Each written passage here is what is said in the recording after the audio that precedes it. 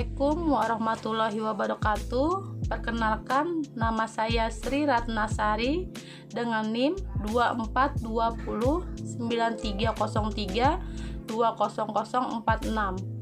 Program studi Kesehatan Masyarakat, Program Magister, Fakultas Kedokteran dan Ilmu Kesehatan, Universitas Lambung Mangkurat.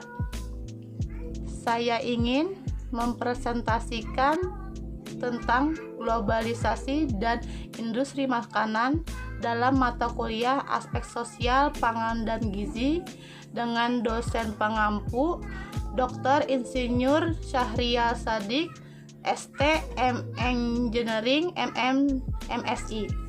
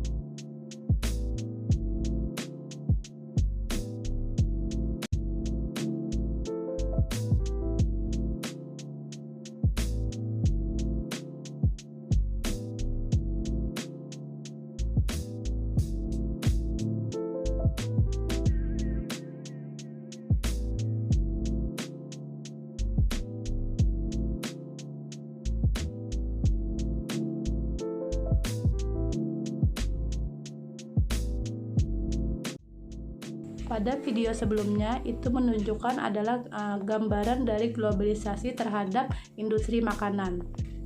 Globalisasi adalah proses pengembangan modern yang mempengaruhi dunia yang dapat menghilangkan berbagai tantangan dan halangan yang membuat dunia lebih terbuka dan bergantung satu sama lain. Proses ini yang menyebabkan integrasi internasional melalui pertukaran pandang, produk pemikiran, budaya, sehingga dunia menjadi lebih terbuka dan saling bergantung dalam aspek ekonomi, politik, sosial budaya, dan gaya hidup. Globalisasi terhadap industri makanan. Yang pertama, ada akses pasar globalisasi, membuka pasar ekspor dan impor bahan atau produk pangan maupun adopsi teknologi yang mendorong integrasi rantai nilai global. Namun, hal ini juga membawa persaingan dari perusahaan multinasional yang dapat menekan produsen lokal. Implikasinya dengan pelaku lokal perlu meningkatkan kualitas sertifikasi dan efisiensi untuk bertahan ataupun mengekspor. Yang kedua, ada dimensi sosial dan perubahan pola konsumsi. Hal ini mempengaruhi perilaku konsumsi dengan menyebarkan budaya makanan internasional, meningkatkan konsumsi makanan cepat saji dan tinggi kalori yang dapat menyebabkan gizi ganda serta mendorong perhatian pada produk sehat dan inovasi produk lokal, namun juga meningkatkan risiko kesehatan akibat konsumsi makanan ultraproses. Yang ketiga, teknologi dan digitalisasi.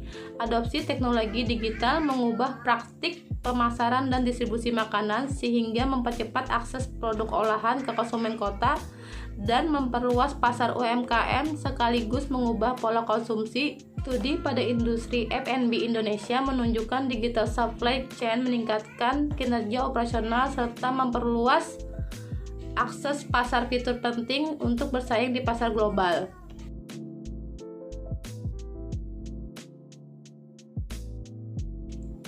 Selanjutnya, kebijakan globalisasi dan industri makanan. Globalisasi menuntut Indonesia untuk merancang kebijakan ekonomi yang adaptif, berfokus pada peningkatan daya saing ekspor dan pemenuhan standar internasional.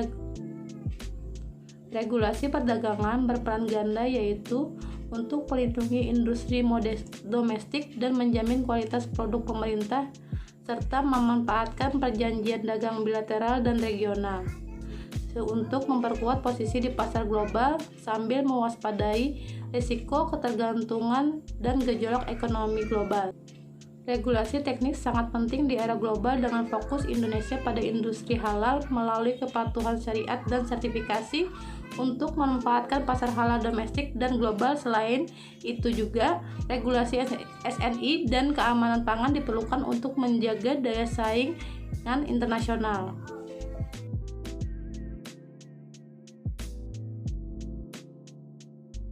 Dampak dari globalisasi dan industri makanan.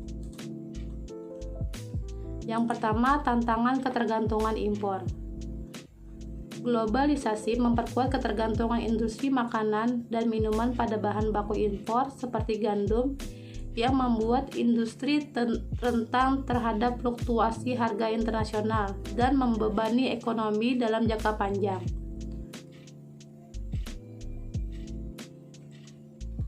Yang kedua, persaingan. Globalisasi menimbulkan persaingan ketat yang menuntun efisiensi dan inovasi terutama bagi UMKM. Pada studi kasus PT Indofood Sukses Makmur Tbk, perusahaan Indonesia yang bergerak di bidang produksi makanan menunjukkan bagaimana strategi bisnis internasional yang adaptif dapat mendorong keberhasilan dalam menembus pasar global serta internasionalisasi rantai nilainya. Yang ketiga, akulturasi kuliner. Globalisasi memicu pertukaran budaya termasuk kuliner. Hal ini mendorong adaptasi seperti tren ramen halal yang menggabungkan inovasi global dengan identitas muslim. Namun, di saat yang sama ini menjadi tantangan bagi industri lokal untuk menjaga karakter kuliner tradisional.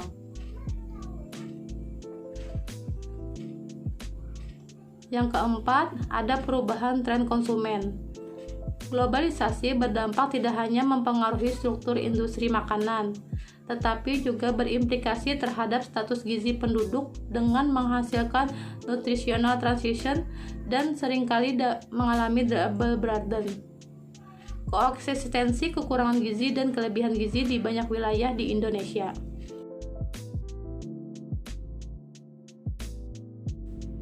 Strategi peningkatan daya saing dan inovasi. Yang pertama, inovasi dan adaptasi produk serta digitalisasi. Yang kedua, peningkatan kualitas dan sertifikasi. Yang ketiga, diversifikasi sumber bahan baku. Yang keempat, dukungan kebijakan dan kemitraan. Yang kelima, pemanfaatan teknologi digital. Dan yang terakhir, fokus pada kesehatan dan keamanan pangan. Kelebihan dari globalisasi yaitu yang pertama ada memperluas akses terhadap pasar, meningkatkan efisiensi, pertumbuhan ekonomi yang meningkat, berkurangnya angka kemiskinan. Kemudian kekurangan dari globalisasi meliputi adanya perbedaan kesenjangan ekonomi, munculnya ketergantungan ekonomi, pencemaran lingkungan, serta persaingan yang tidak sehat. Itulah yang dapat saya sampaikan pada pembahasan kali ini. Mohon maaf jika ada kekurangan maupun kesalahan kata. Terima kasih atas perhatiannya. Assalamualaikum warahmatullahi wabarakatuh.